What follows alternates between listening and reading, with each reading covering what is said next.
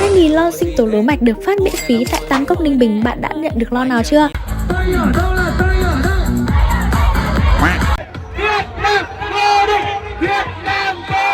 Ngày thứ 3 của lễ hội sinh tố lúa mạch lớn nhất Tam Cốc 2025 đang ngày càng sôi động khi ban tổ chức chơi lớn chiêu đãi cả làng sinh tố lúa mạch miễn phí và cùng nhau cháy hết mình ở Ninh Bình đây. Phải nói là không khí vô cùng náo nhiệt, không có mặt là tiếc ngẩn ngơ để các shop. Tăng thêm phần hấp dẫn của đêm nhạc Melody Show hôm qua là sự góp mặt của thợ hát Duy Mạnh, Hà Miu và DJ Tít khuấy động sân khấu theo nghĩa đen đấy. Khi mà sân khấu nổi trên sông như thế này, lần đầu mình thấy có sự kiện mà khách từ trên thuyền lên sân khấu để nhảy nhót quẩy cùng nhau như thế này đấy. Mà hôm nay ngày 2 tháng 9 khi cả nước đang hướng tới kỷ niệm 80 năm cách mạng tháng 8 và Quốc khánh 2 tháng 9 thì tại đây cũng diễn ra những hoạt động ý nghĩa và buổi tối lại hết mình đấy. Nghỉ lễ là phải có hoạt động thế này thì mới có kỷ niệm chứ nhở. Chỉ còn một ngày hôm nay để tham gia thôi nhá, nên các bạn đừng bỏ lỡ, mà cũng đừng quên theo dõi chúng mình để cập nhật và tìm hiểu về du lịch Ninh Bình nhé.